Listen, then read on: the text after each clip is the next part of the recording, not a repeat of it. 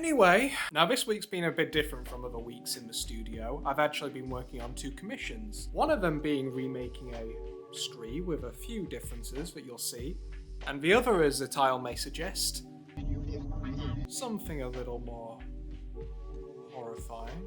But without any further ado, and to avoid upsetting the mechanical monstrosity, let's see the making of. He still looks upset. As usual, both the commissions I worked on this week began as 3D model files. These were sculpted in ZBrush, sliced in Lychee, and then sent to my 3D printers. Fresh off the build platform, we need to wash off the excess resin, so I'm using my Anycubic wash and cure station for this. With the excess resin drained away, we can now focus on removing the support material from the prints. Golden Freddy is unique in that he actually has a 3D printed hat too, so we need to remove the support materials there. And of course we follow the same procedure for the screen plate as well as the 3D printed claws that will be attached later. Before we can begin sanding the prints, we need to post cure them. Because I have quite a lot of prints I need to cure right now, I'm just using my makeshift curing station.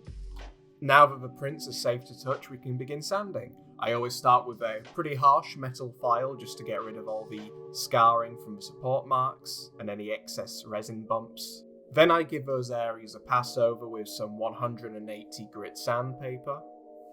And to totally polish off the print and make sure it's got enough tooth for primer to stick to, I give it a quick going over with a Dremel mounted with a steel wool attachment.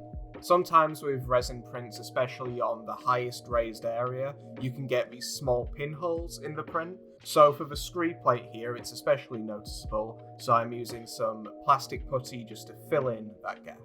Whilst we'll be using the Caboche and Eye method for the Golden Freddy doll, the Scree doll will be using an old legacy Crypt faceplate, therefore we need to mask off the clear resin eyes, as we'll be painting the back of these and then going over the top with more clear resin later. With all the prep done, we're ready to paint. As always, I'm starting by priming the faceplate with Molotow Black Primer. Again, the most resilient primer I've ever used, at least acrylic wise. And of course, we mustn't forget to prime Golden Freddy's hat, which will also serve as, well, its entire coat of paint really. After the primer's dried, it's time to apply the zenithal highlight. In this case, rather than just airbrushing over the top to generate light values with white, I'm starting with a yellow shade mixed with white. Since Golden Freddy is, well, golden, just one tone really, this will help us get his colour values down a lot quicker.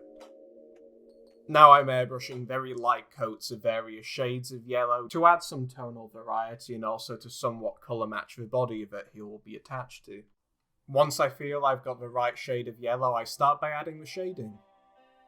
The paint I use for the shading is a similar yellow to the rest of the face mixed with a bit of orange. I then spray this from the bottom pretty lightly and then go a little more in depth around the recesses and areas such as the eyes. Once my tunnel vision has faded, I then follow the same steps for the Scree doll, and using a similar step to the last clip you saw there, I'm adding redness around the eyes and the mouth area. Actually, mainly just the mouth area. We'll be adding more redness to the eyes in the pastel phase. Of course, before we move forward, we also need to fill in Scree's cavernous maw. And whilst we're on the topic of perilous jaws of death, it's time to paint in Golden Freddy's teeth. Since the paint we've already applied is pretty light, we can get away with just 1 or 2 coats of white over those. As mentioned before, the Scree doll I'm working on as part of this commission is somewhat unique. The customer asked that the mouth be coated in glitter to give a weird astral void effect. I'll also be doing a similar thing for the eyes, but to accomplish this, I'm mixing very fine glitter with UV resin and coating it on there, and then taking it to the curing station. As we allow the UV light to do its thing, we can start painting in the black areas of the Golden Freddy face. These, of course, being the nose, eyebrows, and eyes. One thing that's great about areas that you need to paint in black is it's so pigmented, you only really need 1 coat generally.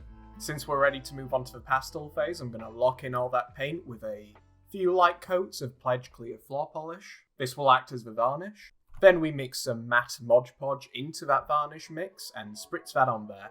That will give us a nice matte surface for the pastels to affix to. We also follow the same process for Golden Freddy's hat and the Scree plate.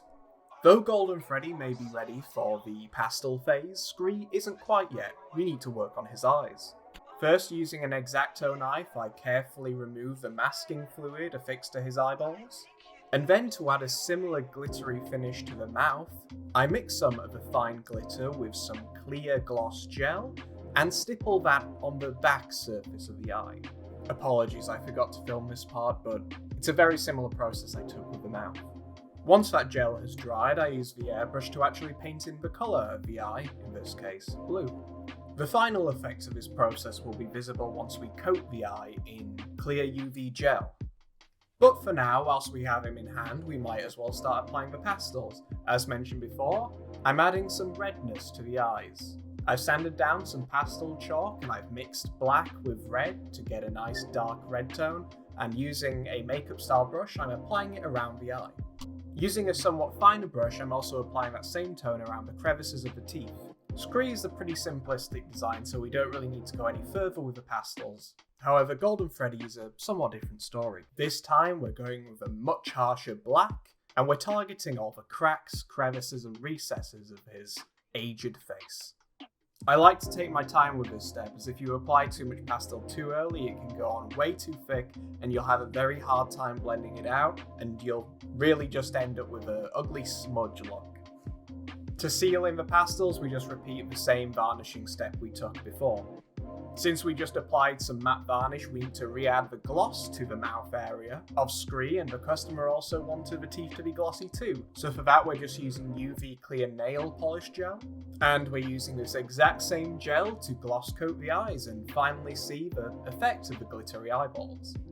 To begin with Golden Freddy's eye surgery, we're again using the gel, but being very cautious to be quite light around the socket where the cabochon will be placed. As mentioned, Freddy's face uses cabochon eyes. To make these, we print some eye designs on glossy paper, and then we dab some dimensional glue over the design, drop a glass cabochon on there, move it around a little to just disperse all the bubbles, and then we let it dry for a couple hours. Once dried, we just trim off the excess around the eye. And then using that same glue, we just dab a little bit in the socket and drop that cabochon in there. The faceplate stage is over, it's time to work on the body. All my Crit and Fredbear's dolls use repurposed plush bodies, so the first step we need to take is removing all those ugly labels, along with making an entry point, which also serves as removing any excess face material that will block the faceplate. And by doing that, we can also get in there and remove the eye pins. If you've seen any of my other making of videos, I use the exact same process for painting the body. It's heavily watered down paint sprayed through my airbrush. I always start by targeting the areas I want to be the most defined, such as around the face and feet pads and ear pads, and then I give a more generalized coat to the rest of the body. It's way lighter. For Golden Freddy, I mostly went with black, but then went with an overall spritz of a yellow pigment just to match it a little bit closer to the face. You may remember the 3D printed claws I removed the supports from earlier. The thing about 3D printed resin is you can dye it with alcohol ink. So I'm just dropping them in a small metal dish, pouring some alcohol ink on there and giving it a good mix up. To add the claws to the doll's hands, I'm cutting holes where I want the claws to protrude, then using a backing pin that I 3D printed on a PLA printer, I'm threading it through the arm until I get to that hole. I push the end of the pin through, then I apply some superglue activator to the end of the pin, dab some superglue in the socket of the claw, and merge the two together. After repeating this step 5 times, you'll have a whole arsenal of spikes ready and waiting. Now, before I add the faceplate, don't think I've forgotten about Golden Freddy's bow tie. For this, I'm just stitching on a pre-assembled bow tie onto Golden Freddy's chest. To complete his dapper ensemble, we're using a similar technique to the claw, aka using a backing pin, to attach his hat. Finally, we can start to merge face and body. To do this, using the X-Acto knife, I cut holes in the face area of the body, then I thread a zip tie through this hole, loop it through the hole in the faceplate, tie off the zip tie, and pull it secure. I then repeat this for the 3 other holes. This will securely anchor the faceplate in place, and also let me assess if I'm happy where the faceplate sits on the body before I commit to any final stages, aka glue. Once I'm happy, I cut off the excess zip tie and we're ready for the gluing. Once my hot glue gun is heated up, I begin by targeting the exposed parts of a zip tie. I dab some hot glue on top of them and then push the fur over them. I now use the same technique around the perimeter of the face to completely merge the body with the face.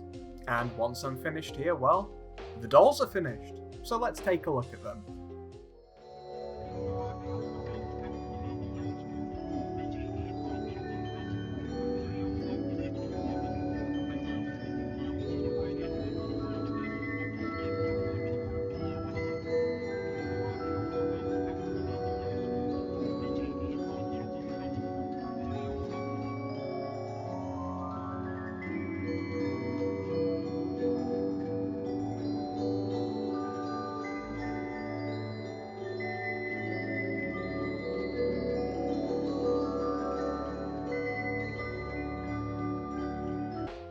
Thanks so much for checking out the video, guys. Now, as mentioned, these were commissions. If you'd like your very own custom Crit or Fredbear or whatever, you can drop me a line through my website or on Instagram, linked in the description. If you enjoyed the video, please drop me a like and consider subscribing, please. There'll be plenty more videos like this coming just around the corner. And thanks again for watching. I'll see you in the next one.